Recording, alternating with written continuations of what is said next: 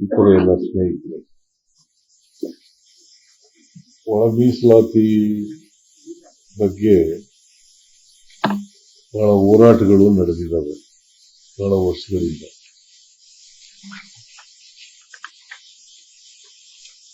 ಒಳ ಮೀಸಲಾತಿ ಆಗಬೇಕು ಅಂತ ಹೇಳಿ ಹೋರಾಟಗಳು ನಡೀತಾ ಇದೆ. ಅದಾದ್ಮೇಲೆ ಪಕ್ಷದ ವತಿಯಿಂದ ಚಿತ್ರದುರ್ಗದಲ್ಲಿ ಒಂದು ಸಮಾವೇಶ ಏರ್ಪಾಡು ಮಾಡಿತ್ತು. ಪರಿಶಿಷ್ಟ ಜಾತಿಗಳ ಸಮಾವೇಶ ಏರ್ಪಾಡು ಮಾಡಿತ್ತು. ಅದರಲ್ಲಿ ನಮ್ಮ ರಾಷ್ಟ್ರೀಯ ಅಧ್ಯಕ್ಷರು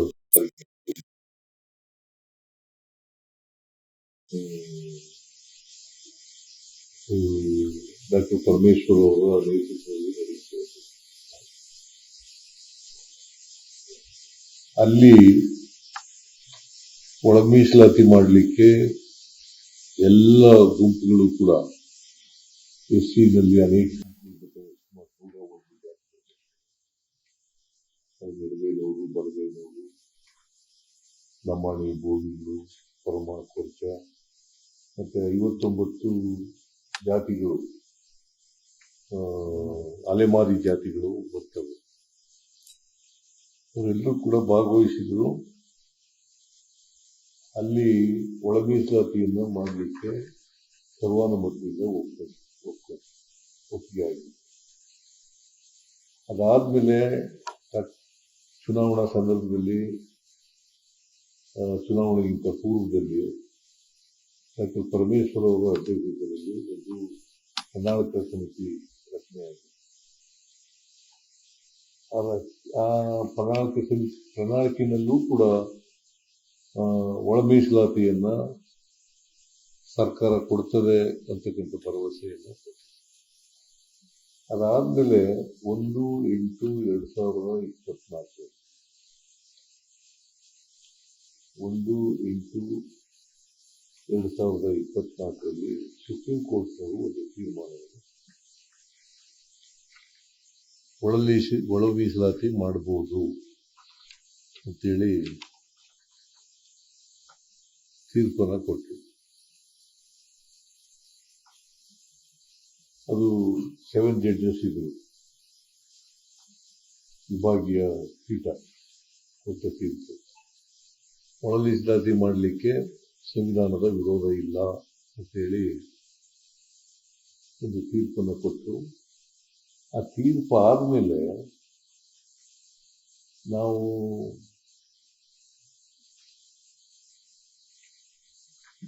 ಒಂದು ಆಯೋಗವನ್ನು ರಚನೆ ಮಾಡಿದೆ. Nagamohan Das retired high court judge ಅವರ ಅಧ್ಯಕ್ಷತೆಯಲ್ಲಿ ಒಂದು ಏಕಸದಸ್ಯ ಪೀಠ ರಚನೆ ಮಾಡಿದ್ರು. ಅವರು ವರದಿ ಕೊಟ್ಟರು. ಆ ವರದಿಯನ್ನ ಕ್ಯಾಬಿನೆಟ್ ಮುಂದೆ ಇಟ್ಟು ಸರ್ವಾನುಮತದಿಂದ ತೀರ್ಮಾನ ಮಾಡಿದ್ರು. ಆ ವರದಿನಲ್ಲಿ ನಾಗಮೋಹನ್ ದಾಸ್ ಅವರು ಕೊಟ್ಟಿದ್ದಂಥ ವರದಿನಲ್ಲಿ 6, 5, 4, 1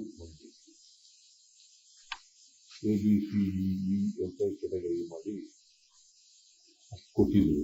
ಆಮೇಲೆ ನಾವು ಕ್ಯಾಬಿನೆಟ್ ನಲ್ಲಿ ಸರ್ವಾನುಮತದಿಂದ ಏನು ತೀರ್ಮಾನ ಮಾಡ್ತೀವಿ ಅಂತಂದ್ರೆ 6 ಎಡಗೈನವರಿಗೆ, ಬಲಗೈನವರಿಗೆ 6 ಮತ್ತು ಇತರ ಎಲ್ಲ